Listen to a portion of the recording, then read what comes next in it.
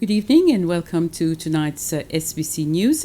The Public Health Commissioner, Dr. Jude Gédéon, says that community transmission of COVID-19 is still high and people need to observe the public health measures in place.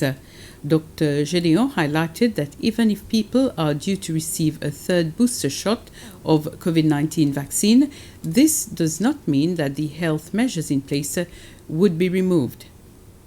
COVID-19 continues to spread in Seychelles. Presently, we have 605 active cases, and they are spread over 4 different main locations, Mai, Praslin, Ladik, on Surf Island. We have noticed a steady rate of transmission because the rolling average, 7-day rolling average, has remained between 50 and 60 for the past couple of weeks. That further substantiates the community transmission that we are having. It's not very high level, but it's substantial enough for us to maintain certain preventive measures in place and to ask people to continue to help us, help yourself, help the country in preventing further spread of the outbreak. So far in September, we have had 5 people who have passed, sadly, out of 110, but the highest death rate was in June, which corresponds to the peak that we had in May.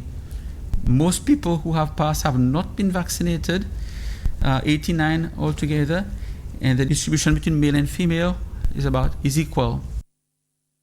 The Agricultural Producers Association of Seychelles says it feels that foreign workers are being treated differently from tourists when entering the country. One of the farmers, Jean-Paul Geoffroy, claimed 2 of his workers were kept in quarantine for 14 days when they arrived in the country, even though they tested negative for COVID-19 after several PCR tests were held. The chairman of APAS, Barry Nouris, says many farmers are facing the same problem and he has addressed the issue to the concerned authorities. We feel strongly that there is a disparity between the tourism sector, that is people coming in Seychelles as tourists coming from Europe, and then the people who are coming from Bangladesh and from India to work here in the country.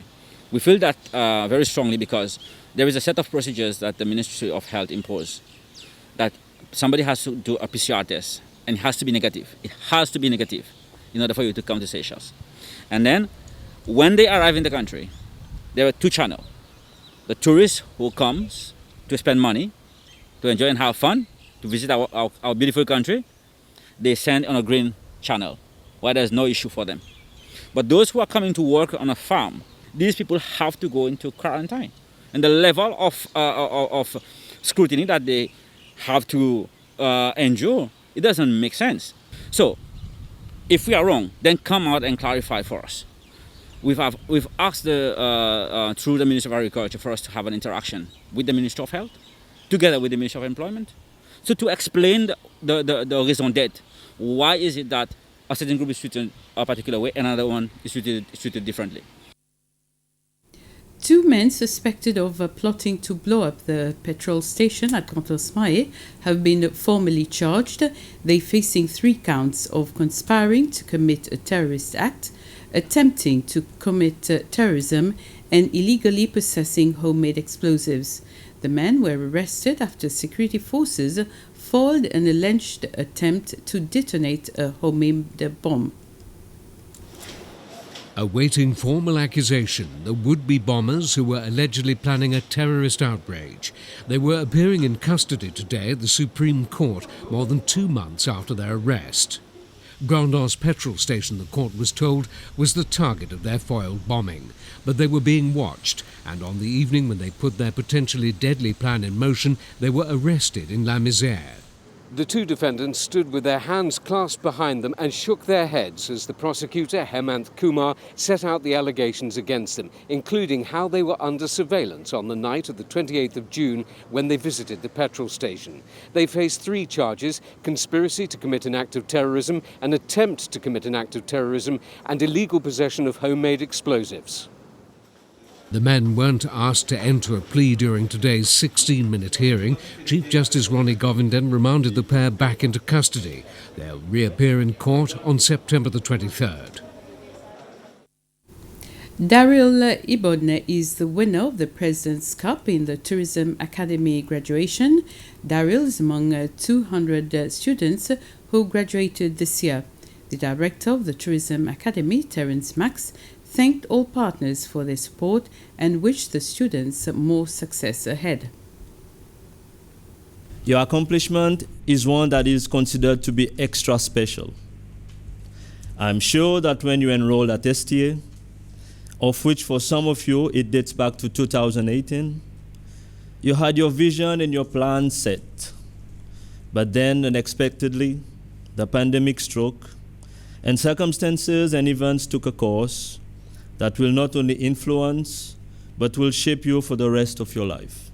For the majority of you, your entry into the world of work soon will mark a new beginning, characterized by new responsibilities and readjustments to your routines. I urge you to take it on board with pride and passion, knowing that you are now a member of this great hospitality family. You have what it takes to succeed, and you are bound to enjoy great reward. President Wavel Ramkalawan chaired a scheduled meeting of the Cabinet yesterday, during which a number of legal and policy memoranda were considered. Cabinet approved proposals to address issues related to the acquisition of land by the government between 1977 and 1993. Persons wishing to lodge claims for compensation will have 3 months to do so once the procedures are announced. The Cabinet also approved the Seychelles initial report on the progress of the implementation of the optional protocol on the sale of children, child prostitution, and child pornography, and it gave approval for the submission of the report to the UN Committee on the Rights of the Child. Amongst other subjects which were discussed or briefed on were the challenges and weaknesses in the electricity, water, and wastewater sectors in Seychelles. Employees will now have a choice to declare who will benefit from their remuneration if it happens that they die while still in employment. This follows approval of amendment to the Employment Act by the National Assembly yesterday. Presenting the bill, Employment and Social Affairs Minister Patricia Francourt said that at present there is no legal cadre on how to share such benefits, and this responsibility is being carried out by the Employment Department and the Attorney General's Office. The amendment will now allow employees to choose to make a declaration in writing on who will benefit from their remuneration if they pass away while still in employment. Seawater can now enter and exit the Rochkheimer Bird Sanctuary after a group of workers from the prison authority did some voluntary work. For the past 15 years, Nature Seychelles has been occupying the land at Rochkheimer, and its chief executive, Nimal Shah, said that normally they clear this channel twice a year. However, with the COVID-19 pandemic, Nature Seychelles made a loss on revenue, and this didn't allow them to undertake such work.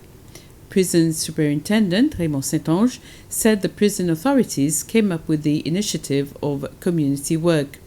The minister responsible for internal affairs, Errol Fonseca, had words of encouragement for the prison workers when he visited them while doing the work. This activity is part of the weekly prison service celebration that started on Monday. And with this, we end this news summary. I'll be back at 8 with the news in Creole.